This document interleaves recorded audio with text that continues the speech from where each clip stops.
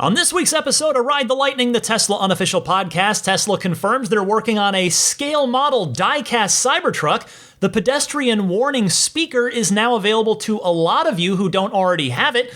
Tesla's big Santa Monica Supercharger project appears to be back on. A Buffalo doctor is raffling off a Model 3 to people who get vaccinated, and more.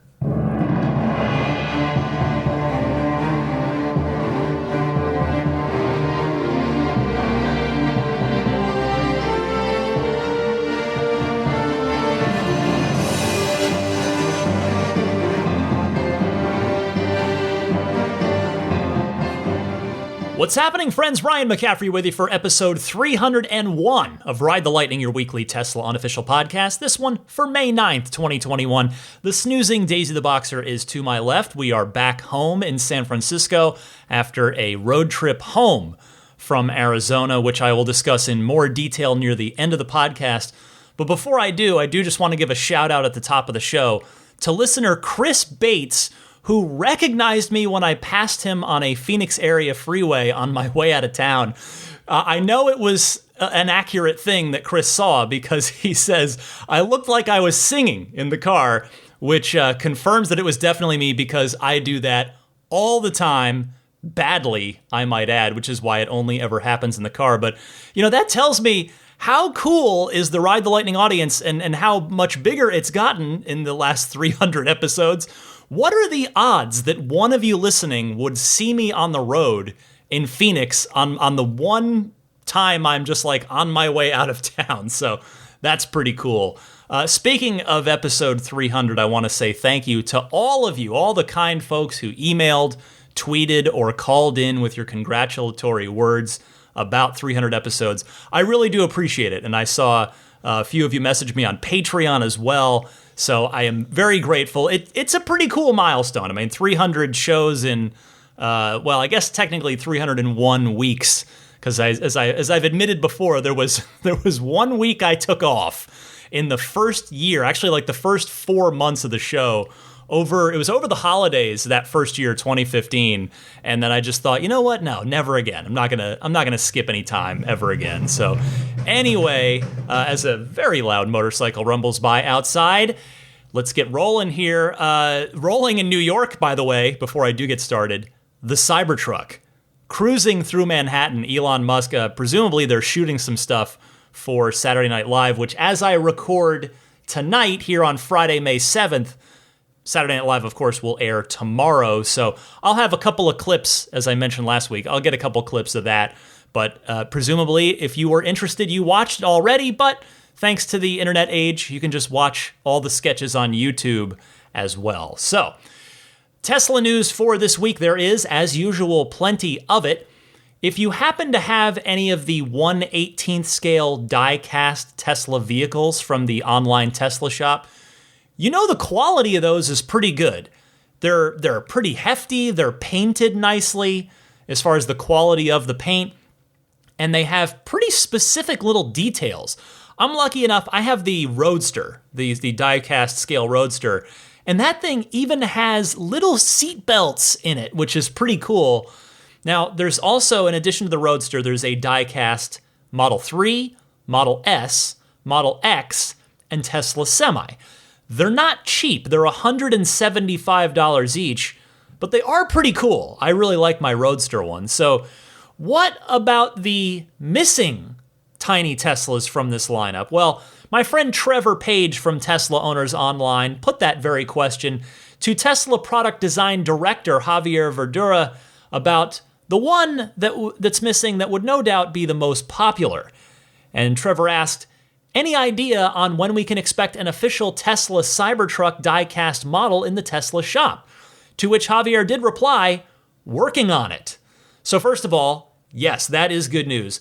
The little 1/64th scale remote-controlled Hot Wheels Cybertruck is nice. A lot of you probably have it by now.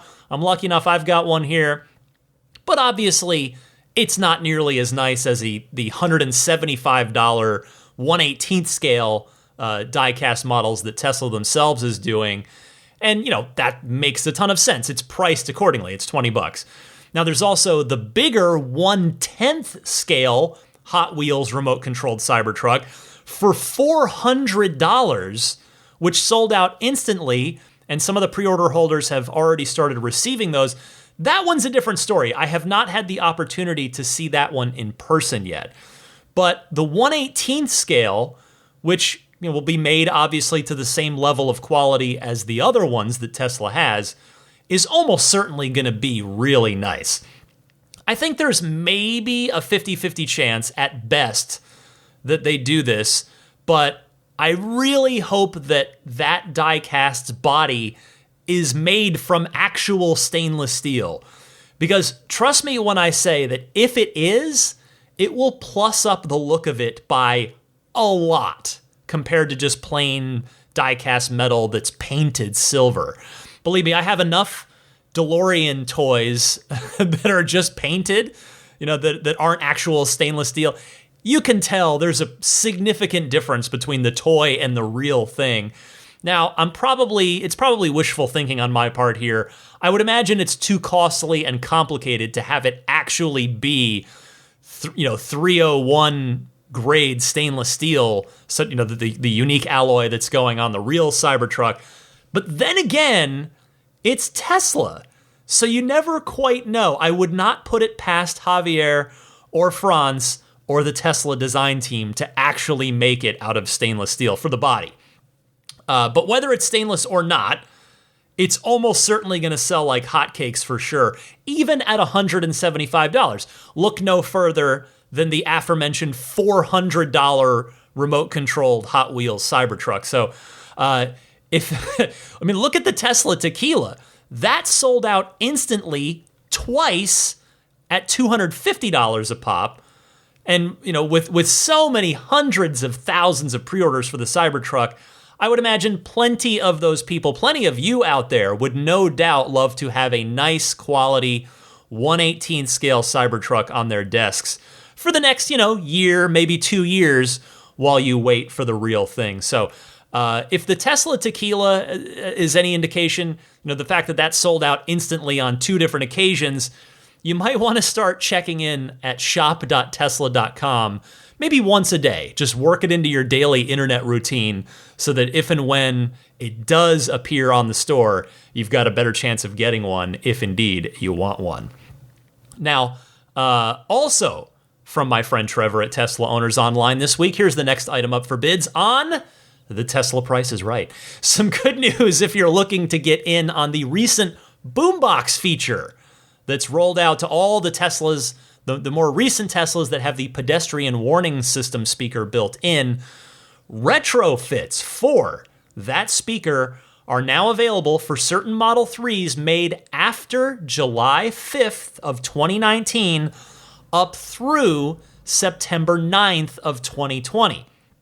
Now, Trevor says, and I want to say, by the way, thank you to Darren from DC, who also sent this to me, along with Trevor himself. Trevor texted me.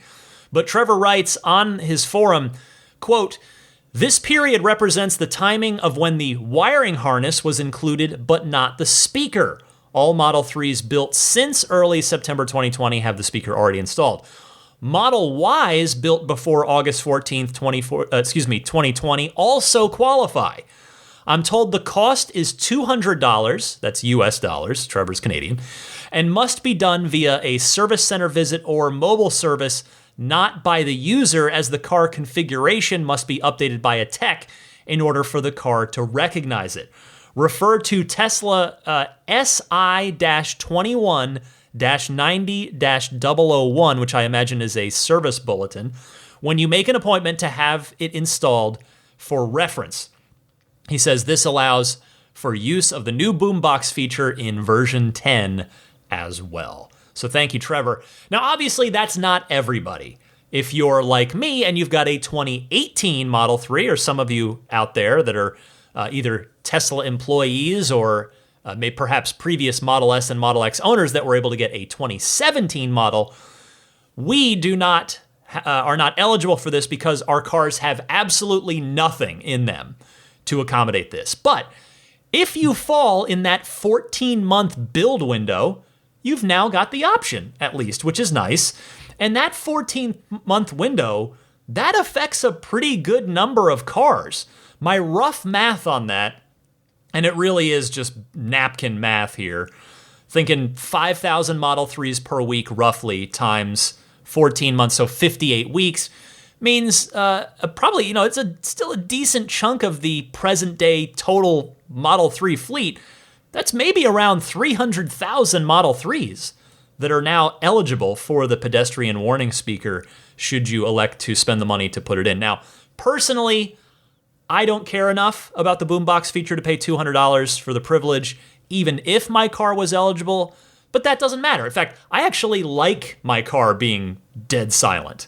It's the Ninja car. I love it. But again, me not doing it doesn't matter. What matters is a whole bunch of you out there at least now have the choice, which is great. Now, sure, it didn't come with your car like it does on the newer cars, so it will cost you a little bit more money to have it put in, but if you so choose, you can get it installed. So there's the information you need should you decide you want to get in on that and then start having fun with the Boombox.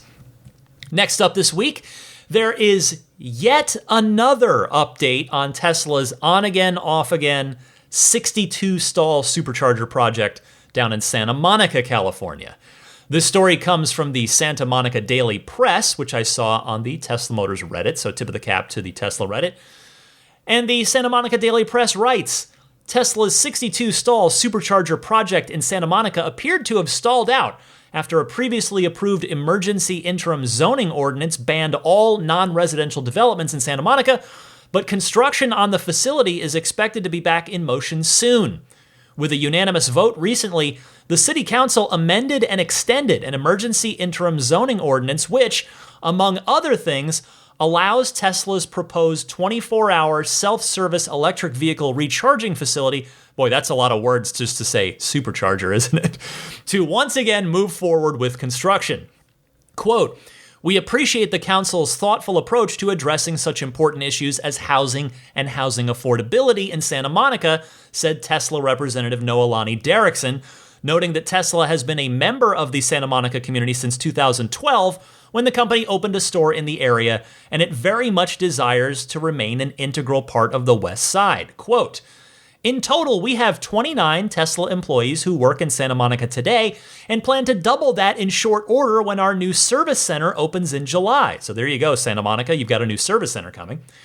Additionally, Noelani says, we've been collaborating for over a year now with the city on a Tesla electric vehicle charging station in Santa Monica's mid-city neighborhood, end quote. Well, I am very happy to see Tesla and the city of Santa Monica cooperating on this, rather than butting heads over it. Maybe I'm just worn down by all politics. Maybe I'm just being pessimistic, but it seems like the butting heads is all you ever hear about these days. Fighting rather than actually cooperating and working together. So I like to see that. It still remains to be seen whether or not this is going to end up being the 50s themed diner that Elon Musk has long wanted to build. I hope it is, because quite frankly, Santa Monica is probably the perfect place for a special theme like that. I mean, you've got great weather year-round, you're near the beach, you've got the Southern California car culture. It'd be really fun. It would be the perfect spot to do that 50s themed diner as a supercharger location. Now, regardless of whatever this looks like when it does get done, its status as the future largest supercharging station in North America didn't last long. It was very brief that on paper it was going to be the biggest one in North America because, of course, as I told you about, 2 shows back now, we've got the 98-stall Harris Ranch station upgrade that is in progress now. In fact, on my way back from the Phoenix area to San Francisco, just looking on the map, trying to figure out, okay, which chargers am I going to stop at? Harris Ranch was showing as closed. So I presume the entire thing is just being upgraded and it's under construction at the moment. But anyway, 62, if it is 62 V3 stalls would still be absolutely wonderful to have in Santa Monica. So I will keep you all updated on this one because I remain curious about exactly what shape this thing is going to take. Next this week, A family physician in Buffalo, New York, home of Gigafactory 2, which of course we never even hear it referred to as Gigafactory 2, but it technically is. Of course, Tesla dropped the whole numbered Gigafactory nomenclature a while ago, but I guess under the current nomenclature it would be Giga Buffalo or Giga New York. But a family physician in Buffalo is attempting to incentivize the community to get the COVID-19 vaccine by giving away a Model 3 in a raffle. Check this out. This story comes via Teslarati, who writes, Dr. Raul Vasquez of Urban Family Practice in Buffalo, New York, had an idea to bring awareness to and hopefully encourage more people to get the COVID-19 vaccine. Everyone who gets vaccinated will be entered into a raffle, and the winner will get a new Tesla. Quote, "It's behavioral economics," said Dr. Vasquez, who opened Urban Family Practice in 1996. He gave that quote to the Buffalo Business First publication. He says, quote, "It's one car, but it will get everyone motivated, and it's not a big investment," end quote. Raffle tickets, if you're curious how this works, raffle tickets will be given when participants get their second vaccine shot, meaning that the Moderna and Pfizer vaccines are what's available for patients there. So far, Dr. Vasquez has administered over 7,000 vaccines personally. He said the main reason behind the Tesla vaccination incentive is to get young people vaccinated while adding an additional incentive with a high-tech and relevant piece of pop culture that many people in younger generations find interest in. Quote, "Tesla is very popular with the younger crowd," Dr. Vasquez said.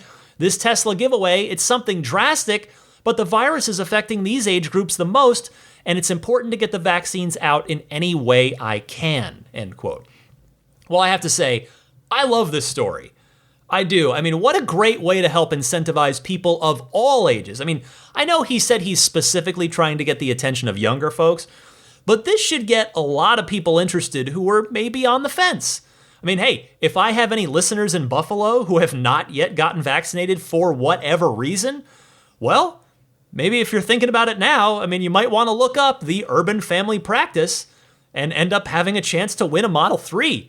I mean, since the vaccine's free, it won't cost you, it literally will cost you nothing. It's a free raffle ticket for a Model 3 while also getting protected from COVID-19.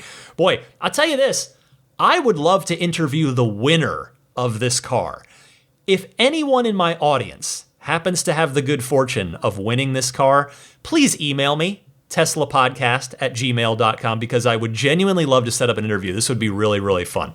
But in the meantime, I say kudos to Dr. Vasquez. And a couple more stories this week, not quite done yet. In honor of the 51st Earth Day, the city of Sudbury in Ontario, Canada, has announced the purchase of 4 Tesla Model 3s to be used by community paramedics. I want to say thank you to listener Andrew Hodson for sending in this story from electricautonomy.ca sending it my way. It reads in part, "It's the latest step in the city's effort to meet a municipal target of a zero-emission city fleet by 2035. A media release reads, quote, "This purchase makes Greater Sudbury one of the first municipalities in Canada to add electric vehicles to its paramedic services fleet in an effort to reduce greenhouse gas emissions," end quote. While Sudburyans won't see the cars with flashing cherries strapped to the roof, responding to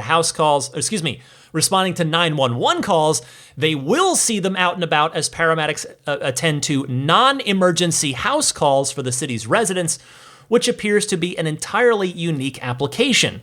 Quote, "I did a lot of Google searching, and as far as I know, this is at least the first in Canada for an electric EMS vehicle," says Devin Arthur, the chapter president of the EV Society in Sudbury, in an interview with Electric Autonomy Canada. He continues saying, quote, "I got nothing but excitement from the city. The overall benefits of an electric vehicle is something that they are very excited about. Sudbury is a world-renowned city for its re-greening effort, and I think we've been trying to envision how Sudbury can build on that. I'm really excited, obviously," end quote. Well, you know, we've mostly been hearing about Model 3, or in some cases Model Y, police cruisers for municipalities thus far. But this application makes a ton of sense as well when I read the story and think about it, because for intra-city use, which is all you're going to be doing with this vehicle and its purpose, you're not giving off any emissions in the city.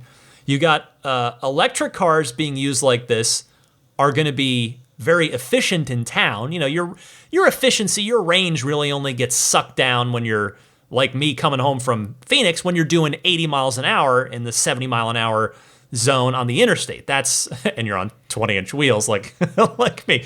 Don't do that. That's the EMS vehicles are not going to be riding 20s. But anyway, furthermore here, something like a Model 3 in this case has a large enough battery pack to provide plenty of range for the whole day within this intra-city use case.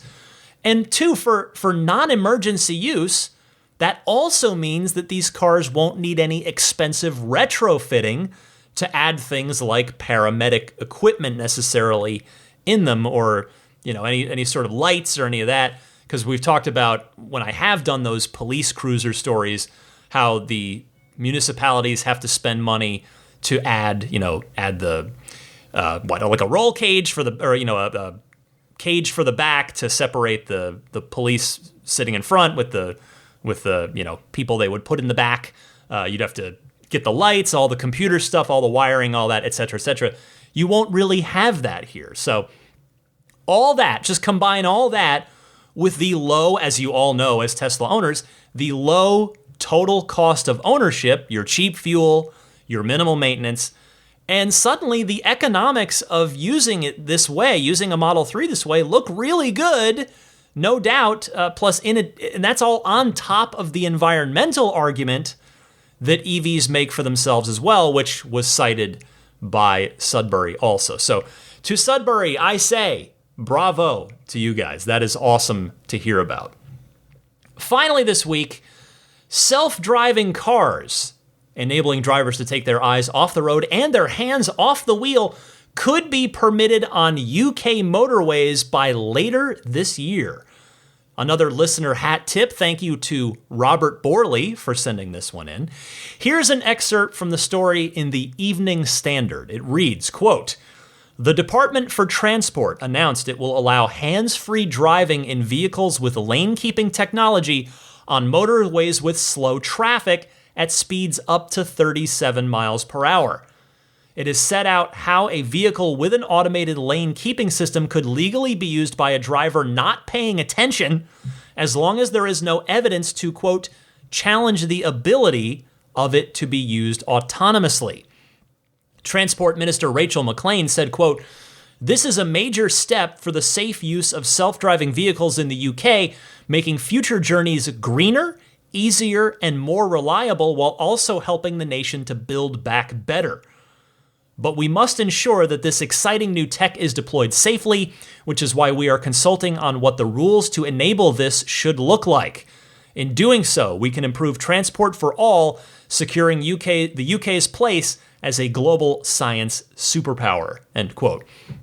Well, this kind of regulatory forward thinking, this is what we need as the city streets full self-driving gets closer and closer to becoming a reality for Tesla and thus Tesla drivers. So again, good to see the UK almost literally paving the way for this.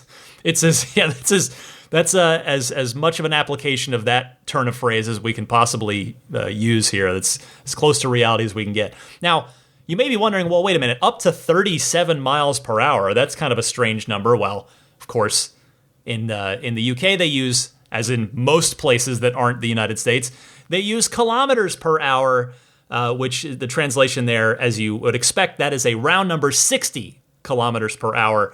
So that still means that you're talking about city streets, not the highway.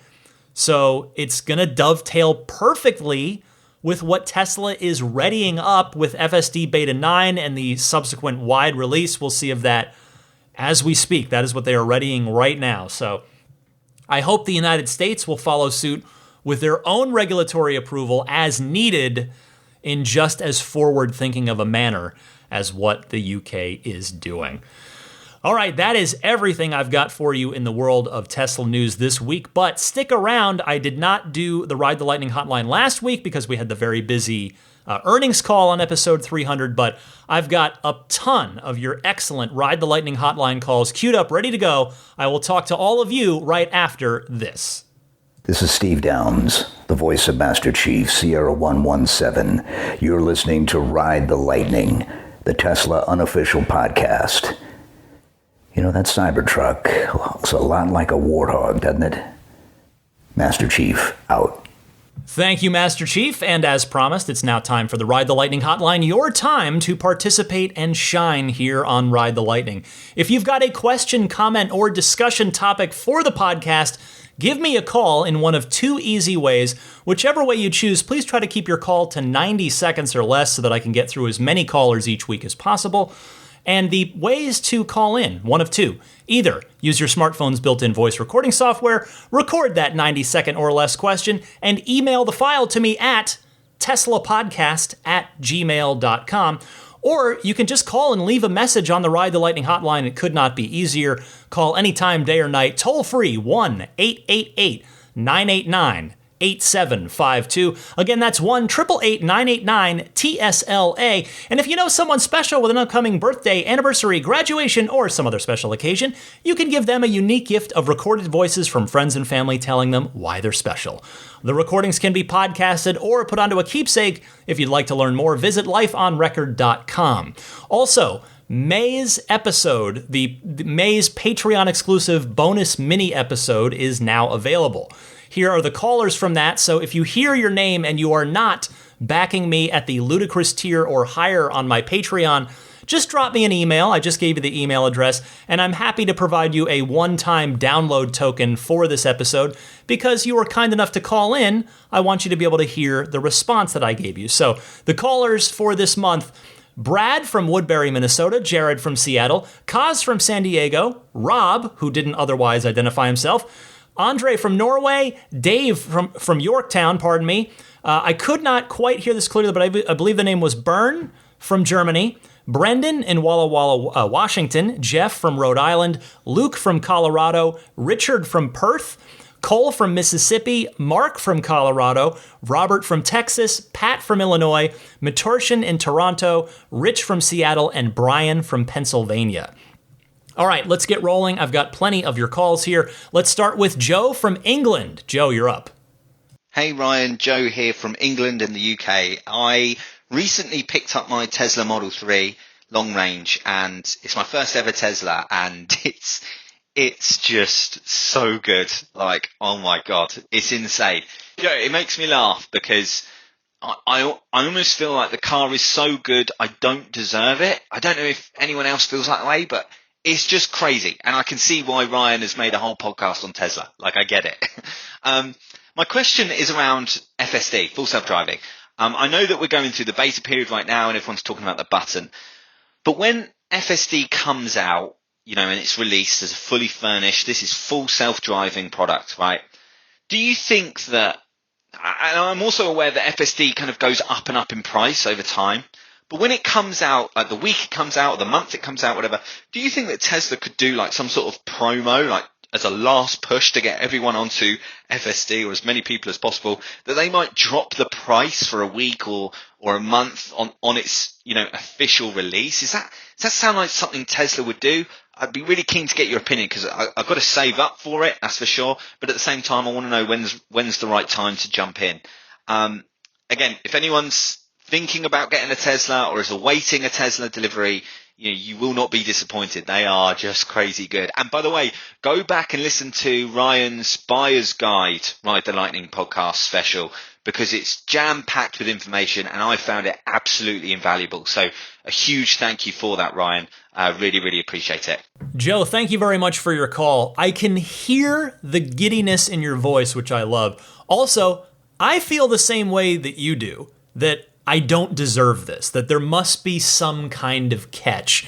But no, here they are, these just paradigm-shifting cars that are so much fun that we love. They're great, they're here, and they're getting more affordable all the time, which is great. Oh, and thank you, by the way, for plugging my Buyer's Guide episode that I made back in fall of 2018. Now, admittedly, it's a bit out of date now in some aspects. For instance, there was no Model Y when I recorded that, but I'm very glad to hear that it was still useful to you here in 2021. If anybody is curious about that, it might just be easiest to Google, Ride the Lightning Tesla Beginner's Guide. That's probably going to be the quickest way to find it. But finally, to answer your question and the reason you called, the good news is that yes, there is a pretty reasonable probability that Tesla will do a 14-day full self-driving free trial period at some point after the software fully rolls out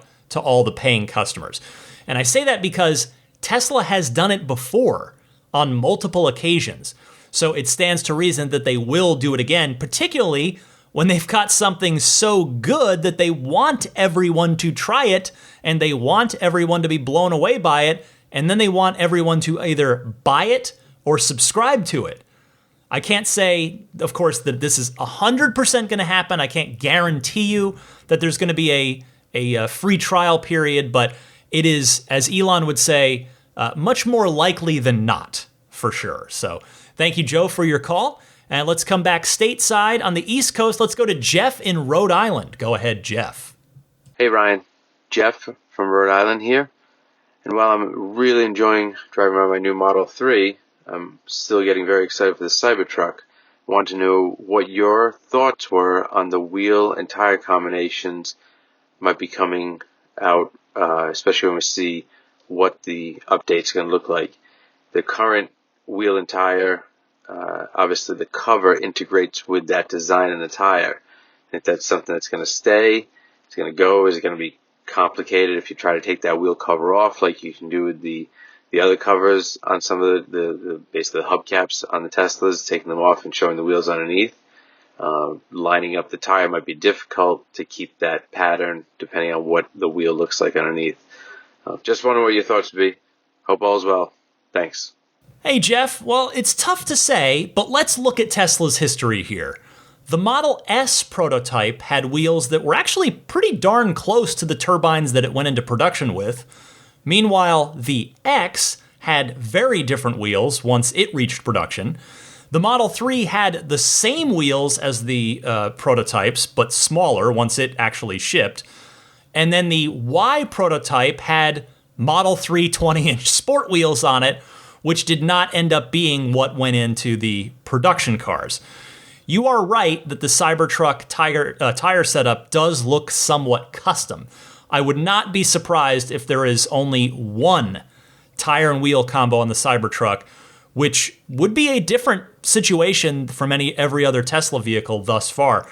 Now, I mean, granted, the Roadster won't either for very different reasons. So it's the Cybertruck might not be alone for long there if indeed that ends up being the case. I mean, the rest of the vehicles have always offered customers some kind of choice in the wheel size department, wheel style department. But honestly, I think it's a coin flip as to whether or not the Cybertruck's going to go into production with the same wheels and tires that we saw in the prototype. If it doesn't, then I will be quite eager to see what Franz and the design team cook up for that truck. Thanks, Jeff. Matthew from Monterey talking Cybertruck as well. He's up next. Welcome, Matthew. Hey, Ryan. Matthew here in Monterey. Big fan of you and Daisy. Anyway, I have a Cybertruck order and a few Tesla stock that will hopefully pay for it when the time comes. And so I had a couple questions. First, it's probably a silly one that you've answered many times, but as someone who's owned a stainless steel vehicle, can I truly expect it to be 100% rust-proof over the life of the entire vehicle, or is there anything I should expect for the long haul? And then the second question is based on previous releases of new vehicles. When do you think we will be allowed to customize our own Cybertruck order, other than just the motor and full self-driving package? As well as, do you think we're actually going to be able to see camping and ATV stuff available, or will that be a long way off, kind of like other things they want to do but just put on the back burner because it's not a priority? Thank you so much, and I hope you have a great day. Matthew, I appreciate the call. I am happy to speak to these. First, you absolutely do not have to ever worry about the body rusting. I know that DeLoreans aren't easy to find, but if you ever see one, take a look at it. You will not find a speck of rust on the entire body. Other parts of the car, maybe, depending on how it's been kept. Like, for instance, the muffler will almost certainly have surface rust on it. But the only catch, by the way, to that is you do need to care for that body properly. Now, as I've said before, it's very simple maintenance. It's basically, there's one rule. Don't rub other metals onto the stainless. That's the one rule. And what I mean by that is, don't use steel wool to take out any scratches from the Cybertruck's finish. I've talked about this before, and I will no doubt talk about it again, but what you need to do is use heavy-duty Scotch-Brite pads. They're dark green in color, and they're about, like 8 to 12 inches across and 5-6 inches tall, and they're very thin. They're like half an inch thick or so, something like that. But what those are going to do, or rather what those aren't going to do, is embed little metal bits into the body. Steel wool that's what it does. Steel wool has little bits of metal in it that will embed in the truck's body as you rub it in there, and those little bits of metal will rust over time. Now, to your second question, with the insane backlog of Cybertruck orders, I personally don't think the ATV, aka the Cyberquad, or the camper package are going to be available for a while. I also don't think many options at all will be available for a while. There will almost certainly be a big opportunity for entrepreneurial folks out there to fill the gap that Tesla is likely to leave in the accessory market. So, thanks, Matthew, for your call. Let me go next to Chris, responding to the caller Ronald from Edmond about towing with autopilot. Go ahead, Chris. Ryan, love the show. Just want to respond to Ronald from Edmonton about his questions about towing in the Model Y. We took an epic road trip towing our 4,300-pound travel trailer in our 90D Model X last year from Chicago to the Grand Canyon. In total, we had 48 charging stops, a couple of which ended up being overnight stays at RV parks because there wasn't a supercharger available within the distance or the area that we were traveling. And that was mostly due to our limited range while towing. So our rated range while fully charged is about 250 miles. It's a 2017 Model X. So there's some degradation there. But our actual range while towing is about 100 to 110 miles. Now, of course, that's affected if you're going uphill, against wind. If it's cold out, every little thing matters. I'm sure all these electric drivers know that. And so with towing the trailer, we averaged about 750 watt-hours per mile, which is, a little bit more than double of average of not towing. And also with the charging stops, yes, expect to drop the trailer every time. The chargers are really laid out for vehicles. They're not really laid out for vehicles in tow. Now, that being said, out of the 48 stops, we got lucky at, I'd say, 5 of them where the spacing allowed for it, or there's a pull-through spot where we weren't blocking anything with the trailer, or it was late at night and we weren't concerned about blocking a couple extra stalls because there were so many other open stalls. But there was a place in Colorado where the charging area at this hotel was located in a lower parking lot, and another spot where in Bloomington, actually, where it's in a parking garage. So those are, you have to kind of know those. If you're pulling a trailer, know the height of it and all that, but pulling a trailer in a parking garage, that's not going to work. So there's a lot of planning that you have to do with in terms of charging stops and intervals, and dropping the trailer, unfortunately. Also, with autopilot's amazing, but it does not work at all for towing. It used to work a long time ago before some updates. If it didn't detect an electrical load out of the 7-way plug, you could tow a trailer and put it in autopilot. They've fixed that with a couple software updates. Now it detects that and or extra strain on the motors. So if you're pulling something really heavy, it'll automatically put it in tow mode, and which then disables autopilot. I'm hoping they address that with the Cybertruck because that needs to happen. Love the show, Ryan. Hopefully it answers questions for Ronald. Chris, this is one of those calls that I have nothing to add to. I just very much appreciate you sharing your experiences on this because, again, I've told you I don't have any experience with towing anything. I imagine that your response will be useful, not just to Ronald, but probably to a lot of other listeners as well. So thank you. And also, thanks to the handful of other people who called in on this topic as well. I appreciate people calling in and with their sort of personal experiences with this. So thank you to everybody who dialed in there. Harry from Vancouver, British Columbia in Canada is next. Welcome, Harry. Hey, Ryan. My name's Harry. I'm calling from Vancouver, Canada. I wanted to congratulate you on 300 episodes. I just listened to last week's podcast, or maybe it was the week before, and there's a gentleman who'd gone back and listened to the previous 50 when he started on episode 50. I'm currently on episode 299 and on episode 150, and I joined around the time of the Cybertruck. That's not why I'm calling. To say that I'm listening through them. What I'm calling is I have a question about Teslas. I currently drive a Chevy Bolt, and I am often pulling up to level 2 charges, littered across Canada. And when I get to them, there's no real way of knowing which, from what I can see, no real way of knowing the level of charge of the Tesla without, from the outside. When they're split charge, like a 7 kilowatt charger that's split into 3.6 and 3.6, I like to plug into the one that is the most full and give everybody the most amount of charge possible.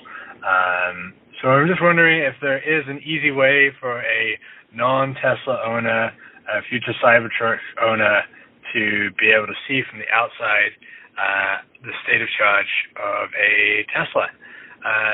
Thanks a lot for the podcast, and congratulations on 300. Hey, Harry, thank you very much for the kind words. I do really genuinely appreciate that. To answer your question, you can tell, but I'd argue it's not that easy unless you've been told about it, which I'm going to do now. First, on the superchargers themselves, the ones with a thick cable, in other words, for context, a cable that's about as wide as the charge plug itself, those are paradoxically the slower chargers, the V2s, or in some cases even V1s. V2s max out at 150 kilowatts, and they operate in paired circuits, meaning that if you plug into charger 1B and someone else is already charging on 1A, the labels are down at the base of the charger, so take a look near the ground, you might not get as much juice as you could at an empty pair. V1s max out at 120 kilowatts, but those these days are fewer and farther between because many of them have been upgraded. Meanwhile, the newer V3 superchargers have a much thinner cable. They max out at 250 kilowatts, and they are not paired. So if someone's parked right next to you, you'll still both get the full fire hose worth of electrons there. But perhaps the easiest and most convenient way to tell, though I would again argue that it's still not obvious, is that if you tap the charging station icon on the map on your dashboard touchscreen, it will tell you how many stalls are at the station, how many stalls are available, and whether they are 250 kilowatt max or 150 kilowatt max. They don't label them as V2, V3 in the car. That's sort of community labeling on that, but they use the kilowatt rating. So look for the 250 label or the 150 label in the car. I actually ran into this on my way back to San Francisco, or excuse me, no, that was on the first trip, on my way to Arizona in Quartzsite, which has 6 old V2 chargers, and then next to that, 28 new V3s. In fact, I guess I'll just tell you the story right now. So Quartzsite got upgraded. It was originally those aforementioned 6 V2s in the back of the Carl's Jr. parking lot, and there was a dirt parking lot next door. Or, excuse me, just a dirt lot next door. Well, last year, or maybe I guess it was 2019 at this point, that dirt lot Tesla was able to pave that over and put in 28 new V3s. So that was my last stop on my way to Arizona. I get there, there's no one there, 0. I pull into one of the V3s, of course, because I know what I'm looking for, and I'm charging. And then as I'm finishing up, getting ready to leave, a woman pulls up to the V2 chargers in a Model 3. Of course, every Model 3 can supercharge up to 250 kilowatts. And so she's getting out, she's about to plug in, and I kind of not yell over, but I just, say, "Oh, pardon me, ma'am. I just to let you know, you'll charge faster if you come over here to these." I didn't want to get into the whole thing. I didn't want to just bog down her day. And I figured she, who if she really wants the full explanation, she can kind of look it up. But yeah, then sure enough, she got back in her car and came around, and hopefully she learned a little something new. I actually was on my way out, so I didn't stop to talk to her after that. But there you go. So it's information, again, that the Tesla provides, but not in a clear and obvious way. So hopefully that long explanation I just gave was somewhat useful. Thanks, Harry. Next up, Robert from Texas. Go ahead, Robert. Hey, Ryan. It's Robert from Texas again. Wow. I looked at ordering a Model X like a week ago or even a few days ago, and the delivery was May, June. And I kind of want to get the Model X in, I would say, July, August. So I went on today, and the new delivery dates are October, November. Unbelievable. Anyway, I went ahead and ordered the new Model X to replace my kind of 5-year-old Model X in October, November, and I just wondered if you had any insights. Is the demand that high, or is it that hard for Tesla to build those cars, or is it a mixture of the two? Thanks very much. Love your podcast. Bye. Robert, I genuinely feel for folks like yourself who've been waiting and waiting and waiting for either the new X or the new S. Gil from San Diego comes to mind as a regular caller who's stuck in that group as well. As you heard on the earnings call episode last week, it seems like a supplier issue more than anything else, a parts issue, along with all of the new stuff going in there that's still being ironed out. It is crazy to me, though, when I, again, pull back, take that 10,000-foot view. It's wild to me that the Model X will have basically been out of production and off the market for all intents and purposes for almost a year, since production was cut off last Christmas for the planned shutdown and the retooling of the production lines for this new refreshed version. I hope you find the new X to be worth the wait. I mean, you said your X is 5 years old, which means it's a 2016, which means it's a really early Model X that probably has Autopilot 1. So there will definitely be a lot of little differences between your new one and your old one. I hope you love it when that delivery day finally arrives. Thanks, Robert. Going down to Florida now to talk to Samir. Go ahead, Samir. Hey, Ryan, this is Samir calling from both Inlet Beach, Florida and Johns Creek, Georgia. Split time between the two. Been a listener for quite a while. First-time caller. I have a 6.5-year-old Model S. Yeah, I had one a long time ago and have continued to love owning it. Just for your listeners to know, during that period of time, I have only lost about 10 miles of range when I do a full charge. I think that's attributable to just keeping the battery conditioned correctly, not charging it to 100%, not letting it drop too low. Anyway, my question actually has to do about 12-volt batteries. I don't know if anyone else has had this experience, but the 12-volt battery on my Model S dies pretty quickly. In fact, right now I'm staring at an alert saying it has to be replaced soon. I've set up a service call with Tesla, and in the chat feature in the app, they let me know that they only expect that battery to last anywhere from 12 to 24 months. That seems awfully like a short period of time to me, and since these batteries cost almost $250 installed, I thought that was quite expensive for something that lasts for a very short period of time. Just wanted to see if you have any experience with this or any of the other listeners have an experience. This is something I was surprised would happen, but anyway, this is what the Tesla service team is telling me. Thanks for the ability to call in, and as always, keep up the good work, and glad Daisy the Boxer is doing well. Take care. Bye. Hey, Samir, welcome to the podcast. Well, that does seem abnormally short, much shorter than the 12-volt battery in a comparable gas car. It's no doubt a big reason why Tesla is switching over to a 48-volt lithium battery with the new S and X. The only constructive thing I have to offer you here, it's going to sound like a plug, but here goes, because this is the only good constructive suggestion I can give you that I'm aware of. The Teslarati marketplace offers a 12-volt lithium battery as an aftermarket option, which I'm hoping that won't sound like quite as much of a plug since you're out of warranty anyway. So Tesla's not going to be replacing yours for free. So they're $419 on sale right now on the Teslarati marketplace. Normally $500, normally $499. But Teslarati claims it has 4 times the lifespan. So if that's true, you would come out ahead on that. So if you're curious, you can check that out at shop.teslarati.com/RTL. And thank you so much for your call. Let's go to Randall from Australia next. Go ahead, Randall. G'day, Ryan. Randall from Queensland and Australia calling. You mentioned last week the price drop in Australia, which is great news. However, your pricing conversions were a little bit out of whack, so I thought I'd help clarify the pricing for your listeners. I've been personally tracking and recording the Australian pricing since the launch of the Model 3 in late September 2019. Let's use the long range for our example to keep it short and sweet. The current US dollar price for the long range is $47,990. However, the Australian variant comes standard with the 19-inch sport wheels, so we need to add another $1,500 to get our apples-to-apples comparison, which brings us up to $49,490.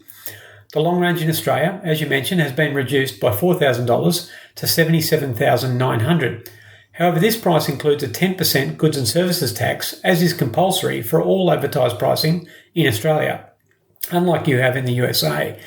Yes, that means McDonald's fries that are advertised at 99 cents actually cost 99 cents, not $1.04 when you actually go to buy them. Once again, for an apples-to-apples comparison, we need to remove this from the price, which brings us to $70,818. Using a direct exchange conversion, this puts us at about 70 cents. Given you can't just exchange currency, and the banks and money transfer companies need to make their margin, we arrive at a real exchange rate of about 73 cents. The current 100-day moving average of the US dollar to the Australian dollar is running at about 77 cents. This is the highest it's been since the Model 3 became available in Australia. Given these numbers do not account for any shipping costs from China or Fremont, and the price is actually only out by about 4%, I would actually call this price parity and Elon delivering on his global promise of US dollars converted plus local costs and taxes, etc. Some other interesting notes for you. Until recently, all Australian Model 3s came with a high-powered wall charger at no cost, and the price we pay for premium connectivity and full self-drive is a bit of a screaming bargain at about 40% less than you pay in the United States. From the tracking I've done, I firmly believe that the price reduction is not from the move to shipping or building cars in China, but rather delivering on the promise as the Australian dollar strengthens against the US dollar. If you or any of your listeners would like to dig into the detail, you can join the 6,000-strong Tesla Model 3 Australia Facebook group, of which I'm the admin for. Thanks for your time. I hope this helps clarify the pricing. Randall, that is an incredibly thorough and detailed explanation/correction, and that does indeed help clarify the Australian pricing and give it the context that I was missing. So I want to say thank you for taking the time to call in on that. I do very much appreciate it. We've got 2 more calls here. Paul from Beaumont, California is next. Go ahead, Paul. Hey, Ryan and fellow podcast listeners. I was able to do an overnight test drive on a Model Y dual motor. April from Cathedral City helped us with the potential sale of the vehicle. We supercharged at the V3 location in Banning. It was a great experience. We went in to get a bite to eat, came out with a full battery. My wife is totally sold on the vehicle. One of her concerns was it does not have the blind spot indicator.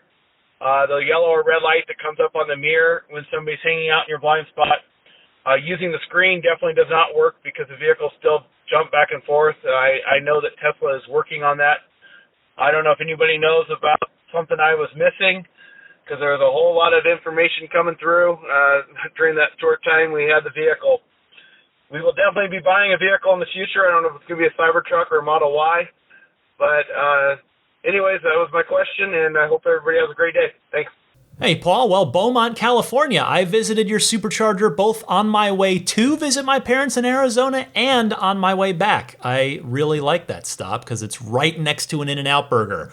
To answer your question, yes, the Teslas do have a blind spot indicator, but I agree with you that it's not as elegant as the little yellow or red light that's in the side view mirror like a lot of other cars have. In the car controls, though, you can turn on a steering wheel vibration so that if it senses another car or object as you start to move over, make sure you have your turn signal on, the wheel will vibrate. So that's instead of having to look over, which you don't really want to look over at the screen when you're trying to do a lane change. You can also leave the backup camera on as you drive if you want to, as another way to kind of have an extra eye back there. Though again, I know that's not the most elegant solution either. I hope that helps, and feel free to call in or email in if you happen to have any other questions that you need answering as you wait for your Tesla. Because you're totally right. It is a lot of new information to take in when you're making the switch to one of these cars. Thanks, Paul. Last but certainly not least, Bjorn from Phoenix, talking about cabin overheat protection. Go ahead, Bjorn. Hey Ryan, this is Bjorn from Phoenix, a longtime listener, first-time caller. I bought a new Model Y this year, and we are heading into summer, so I'm hoping you or the listeners can give me some advice on cabin overheat protection, as it seems to be kind of debated online in the forums. Anyway, I drive a lot, and so range is important to me. Do you think cabin overheat protection is really necessary, or could I get away with just cracking the windows and putting up a sunshade? Second part to the question is when I get home at night and I'm parking in the garage, I've noticed that sometimes the cabin overheat protection will continue to run. Now I have some ventilation in my garage, but I wonder if this is just adding a lot more heat to an enclosed space and is making the car work a lot harder to keep both the cabin and battery cool. And sometimes after a long day of driving, my battery isn't that high anyway because I like to charge late at night in off-peak hours. So if I could avoid running the cabin overheat protection in the garage too, I think that would be a good option. So anyway, Tesla, this is the first new car I've ever purchased and the first American car I've ever bought. My dad's a big car guy. He was skeptical of Tesla. Took him for his first ride a couple weeks ago, and all he repeated the rest of the week during his visit was that Elon is a genius. Anyway, thanks for all you do. Awesome podcast. Hope to catch you at a Supercharger out here in Arizona sometime. Bye.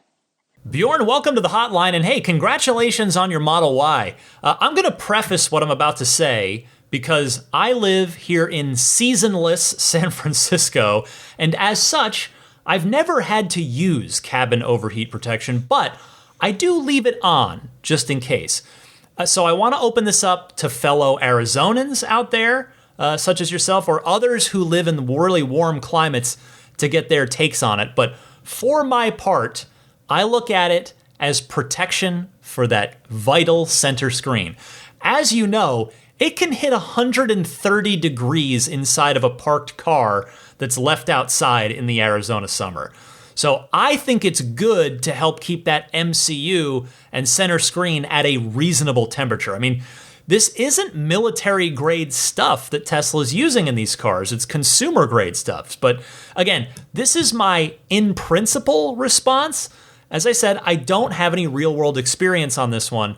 But anyway, I hope that's at least some perspective of some kind for you to consider. And yes, by the way, the next time I'm in Arizona, which I plan to be over the holidays, I would love to do a Ride the Lightning meetup since I will have more time then and I won't be working, which I was. I went ahead and worked the last time I was just there. And also, there'll be just more vaccinations. It should just be a better opportunity to do it. So I look forward to meeting you, Bjorn. Thank you so much for calling in. Thanks to everybody who took the time to call in. I appreciate it. Please continue to keep those calls coming. I gave you the call-in methods at the top of the segment. I love hearing from you, and we'll do this again, of course, on next week's show. But for now, stay with me after this very short musical interlude, and I will be back with a little story about my return drive that didn't quite go as well as the drive down to Arizona, and I'll give you your pro tip of the week and a little bit more right after this.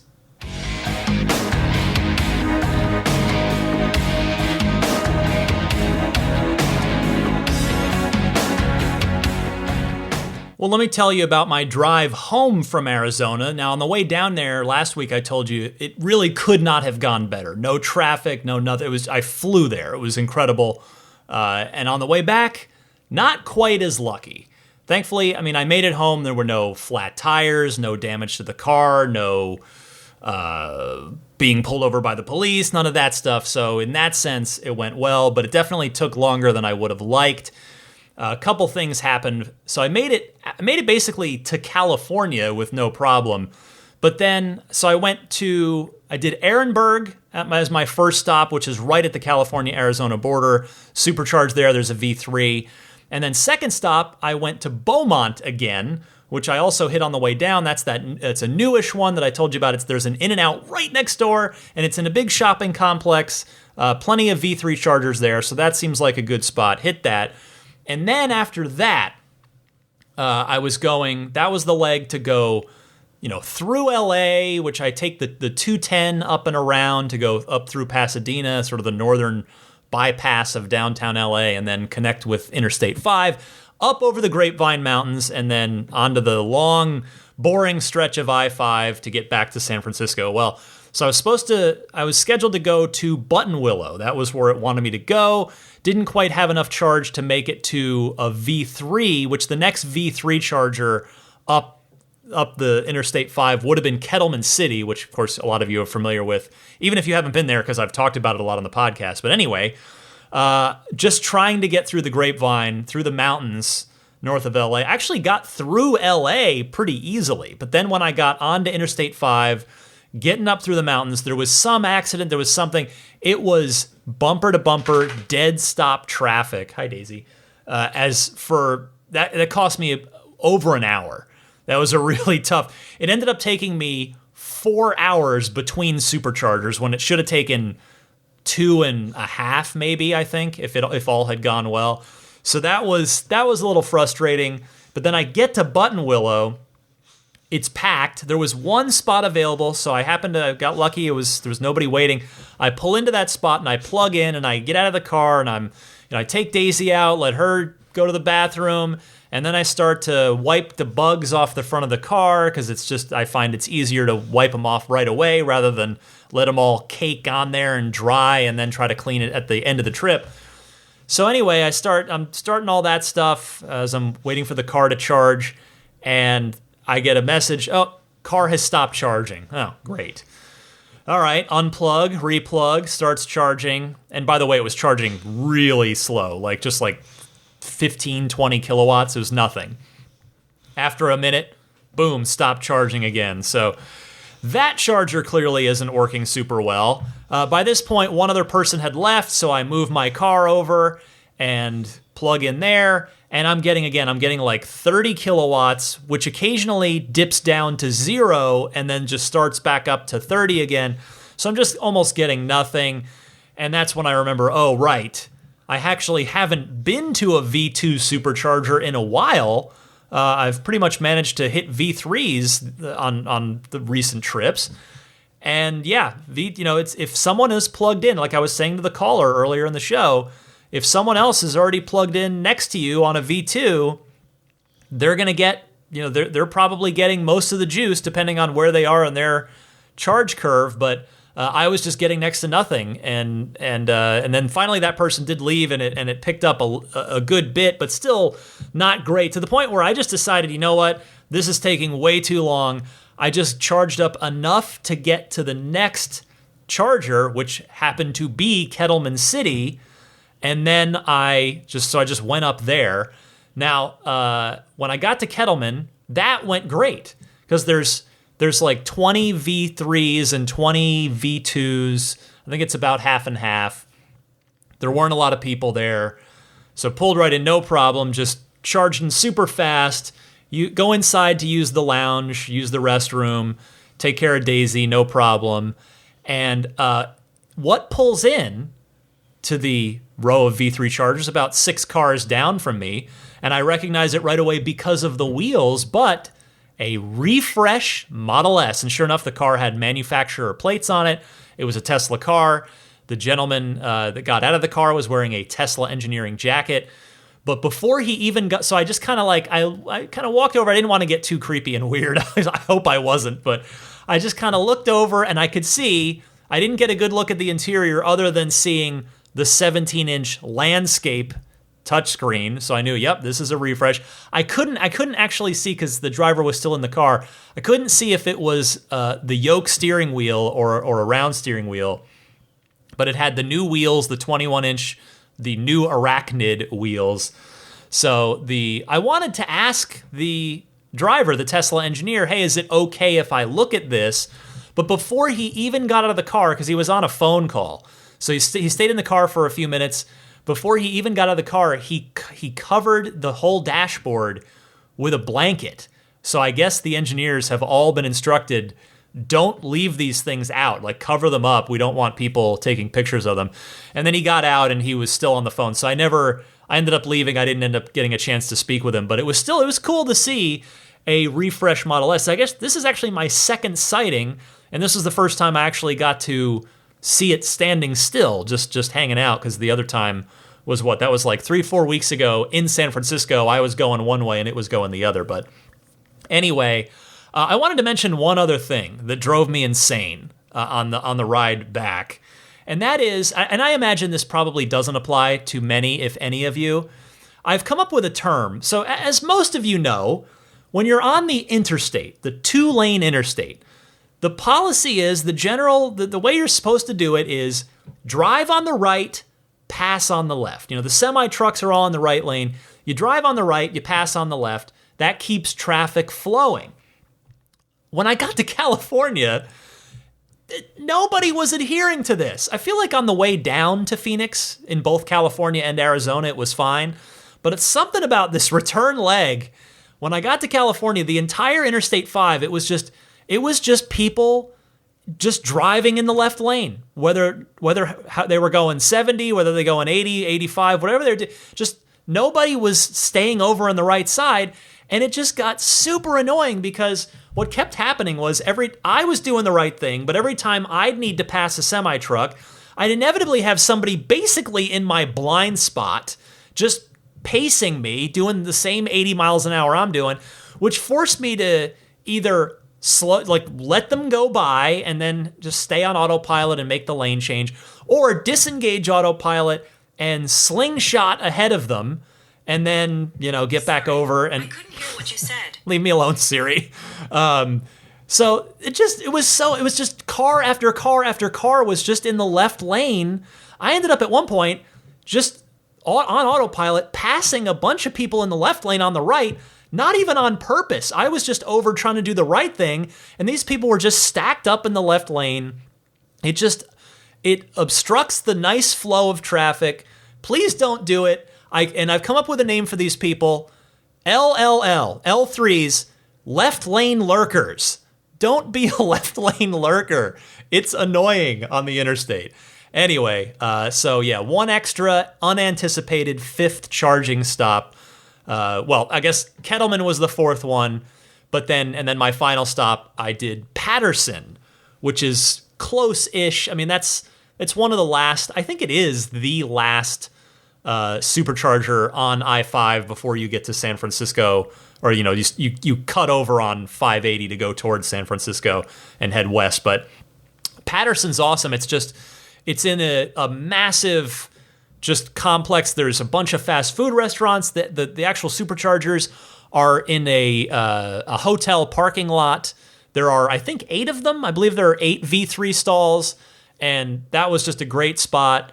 I've charged there before, so good stuff in Patterson, and then I was able to cruise home easily. But yeah, ended up making 5 stops instead of 4, just because Buttonwillow was such a pain in the neck. I wish that there was a way to easily report, like ideally through the app.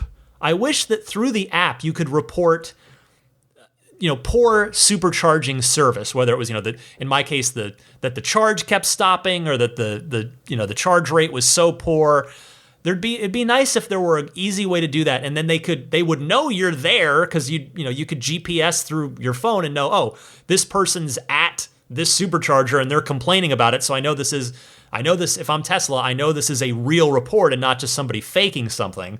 So anyway, that's my constructive feedback about that.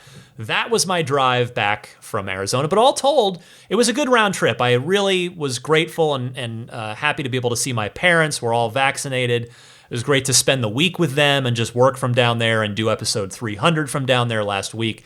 So good stuff. And the spirit of adventure did well. It did very well on the road trip, for which I am grateful. All right, time for your pro tip of the week. It comes to us from Xavier in Boston. Hi, Ryan. This is Xavier from Boston. Calling for the first time. I've been listening to your show for a while. And I noticed that nobody talks much about browser commands through the voice-activated commands. And I thought I'd just touch on that quickly for people that are new to, Tesla. So some basic commands like open Tesla.com, open CNN.com, open Amazon.com. I find that extremely useful as I drive many times. Sometimes there's a glitch where the interface inserts a space in between words. So if something doesn't work, sometimes it goes with that. Then we can try something a little bit more advanced. Let's say you're talking to your kid about music and you're having to talk about Billie Eilish. You could say, browse, Google, Billie Eilish photos. And, brings that up. Or you can say, browse, Google, dualipa.com or something. It just brings up some cool stuff. Or we just recently had a supermoon. You could say, browse, Google, supermoon, April 2021. So I find it really helpful. And then one last one, which is, I think, pretty cool. You can give it a shot. Try browse, Google, graph x squared plus y squared. Let's say you're talking to your kid about math, and you want to do something cool. You can say that again. Browse, Google, graph x squared plus y squared. Try that. I think you'll like it. Anyhow, thank you. Good show. Talk to you soon. Bye-bye. Thank you very much for that one, Xavier, because I have to be honest with you. I didn't even know that you could do voice commands with the web browser. You taught me something today. That's a good one, and you laid out a really good use case for it too, so thank you so much. If anybody else out there has a pro tip of the week, I would love to hear it so that I can share it with everybody. Call in the same way that you call in on the Ride the Lightning hotline. If it's something unique about the car, something, not obvious that you've picked up along the way, feel free to call in and share it. All right, before I go, let me mention some friends of the podcast, starting with AbstractOcean.com, purveyors of fine Tesla goods of many kinds, such as the rear footwell lighting kit, the drop-in cup holder stabilizer, tempered glass screen protectors, the center console wraps, for those of us with the older style center console in the Model 3. There's so much more than that. Just take a look sometime, see what they've got, abstractocean.com, and be sure to use the coupon code RTLPodcast at checkout, and you will get 15% off of your first order. That coupon code again, RTLPodcast, all one word. Meanwhile, Immaculate Reflections, wonderful detailing services here in the greater San Francisco Bay Area. If you're going to be here, if your car is going to be here, be sure to book in with Jeff at Immaculate Reflections. He's starting to book up into the weeks ahead now. So you want to get on his calendar, especially because he's offering a discount to listeners of this podcast. Maybe you want to get some paint protection film on the front of the car, since it's all paint up there. Maybe you want to get ceramic coating done so that you don't have to wax the car for the next 3 to 5 years. Maybe you want to do some paint correction, maybe 2 of those, maybe all of those. Whatever you want to do, Immaculate Reflections, I promise, will take excellent care of you and your car. Visit the website to get in touch with Jeff. That site is irdetailing.com. Meanwhile, the snap plate, which you can purchase at everyamp.com/RTL. Again, everyamp.com/RTL. That is the front license plate bracket for people like me that hate having to put on a front license plate bracket. It goes on securely, but it can come off easily with the included tool as well. If you want to take it off for car shows while you're washing the car, but you want to put it back on to avoid tickets while you're parked at a parking meter, or you're going to be going through a toll road, bridge, whatever. So check that out, everyamp.com/RTL. Also, we've got puretesla.com/RTL, your one-stop shop for your dash cam and Sentry mode needs. $49 for the 128 gigabyte kit, or $69 for the 256 gigabyte kit. It comes fully formatted for the Tesla Cam, and it is ready to go straight out of the package, right into your car. Check it out, puretesla.com/RTL. It's going to last a long, long time because it's micro SD based, not USB flash memory based, as the kit that Tesla now includes with the car is. So I highly recommend that. And then Jada. They've got their excellent line of products. I am a big fan of particularly the wireless charging pad.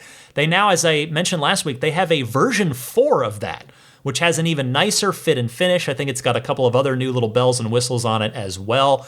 They also offer the Jada USB hub, the Jada SSD drive, 256 gigabyte drive that plugs into, very seamlessly, plugs into the USB hub, so you do need the USB hub to use their SSD drive.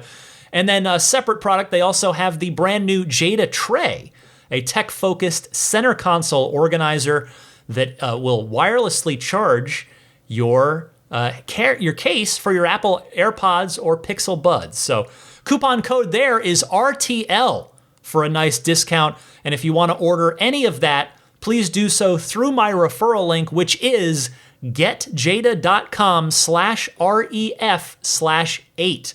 And Jada spelled JEDA. Finally, there's my Patreon. As I hope is obvious, a lot of work, a lot of time, a lot of research, a lot of energy and enthusiasm goes into this podcast every single week. And, you know, it's always free for you, but I am listener supported. If you are willing and able, maybe this week, maybe next week, maybe next month, whatever the case may be, I would love it if you would consider pledging to support me on Patreon. The website to go to is patreon.com/Tesla podcast. Patreon is spelled Patreon. You can pledge. There are a number of tiers, each with their own rewards that, by the way, stack. So if you join in at the ludicrous tier, which is $10 a month, that will get you not only the bonus mini episode every month, like the one I just posted, but also the early access to each week's episode that comes in at the sport tier, the $5 tier. So they go up, they stack. Check it all out. All the information you need is on that Patreon page, but I would be very humbled and grateful if at some point, again, maybe today, maybe sometime soon, you'd take a look at my Patreon page. That will about wrap it up, other than saying hello to the Plaid, Maximum Plaid, and Roadster and Space tier backers of Patreon. In fact, there are a couple new in each category there, or at least a couple of them. On the Roadster and Space side, hello and thank you so much to Scooter Ward for your very generous contribution, very generous pledge to Ride the Lightning. I sincerely appreciate that, Scooter, along with Pete White, Lyle Austin, Steve Radspinner, my friend on Twitter at Rodam, Fernando Cordero, Lawton from Chicago, Sean Neidig. That is the crew for Roadster and Space. Meanwhile, the Maximum Plaid side, we have the newest Maximum Plaid backers, Tyler Smith and Mait Suaru. Mait, if I've gotten that wrong, I've done my best. I did send you a note, didn't hear back from you on Patreon. Wanted to get a pronunciation check there because I do want to make sure I'm being respectful and pronouncing your name correctly. But regardless, thank you as I wait for your reply. Thank you so much for your generous pledge at the Maximum Plaid tier. And then the rest of the Maximum Plaid crew: Jonathan Wales, Cameron Clark, Daniel Grummer, Seth Capello, Nick and Tony, Tesla Hitchhiker 42, John Schmidt, Stan Roth, Howard Anthony Smith, Jackson Wallace, Charles Galpin, Neil Weaver, Ryan from Las Vegas, Darren Nickel, Kaz Barnes, Ulrich Lassa, Brett Libano, Patrick Wisniewski, Gil Cabrera, Hay Watley, Eric Brown, Mark Eversole, Todd Badger, Joe Edgel, Kevin Yank, and by the way, sorry, Kevin, for accidentally omitting you from the list here. And I, of course, made the silly mistake of not adding you right away. And then that's what happens. It goes out of my brain. But I apologize, Kevin. Thank you for your support. The Tesla Owners Club of San Joaquin Valley, Michael Williams, MT, and Will Stedman. And then on the Plaid level side, we have George Cassiopo, David Brander, Alexi Heft, Logan Willis, Robert Miracle, Jason Chalukas, Tim Hyde, Peter Chalet, Eric Randolph, David Nondahl, Jerry and Mary Smith, Joel Sapp, Dory and Steve Guberman, Jeremy, Tesla Owners of Taiwan, Jeremy Harris, Ron Lee, John Cody, Charlie Gillespie, David Perella, Sunil Joseph, Dennis Peak, Stig Mickey Jensen, Jeff Angwin, Chase Cabanillas, the Lydia family, Michael Regal, Chris Beach, Aaron Altschul, Jared Brown, Jerome Strack, Jamie Dalton, Noel and Lucy Murphy, the Tesla Owners East Bay Club, Scott Gillis, Paul Casarino, Ryan Natchett, Mike and Barbara from Louisville, David J. Howes, Travis Krenzel, Matt Nixon, the Tesla Owners Club of Wisconsin, and finally, Jonathan Zalesny. Thank you all so very much for your kind and generous support on Patreon, keeping me going here. And with that, a snoozing Daisy the Boxer is not even listening to me. She is out for the count, down for the count for tonight. I hope you're not, though. If you've made it this far, thank you so much.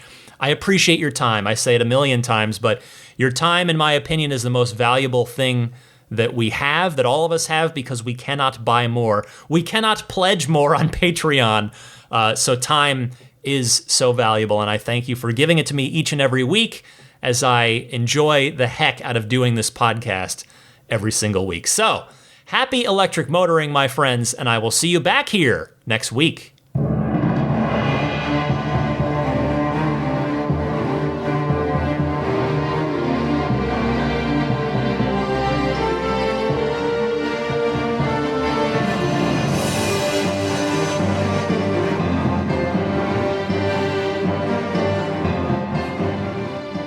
I mean, I think a Tesla is the most fun thing you could possibly buy ever.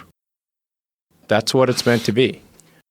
Our goal is to make it's not exactly a car. It's actually a thing to maximize enjoyment. It's maximum fun.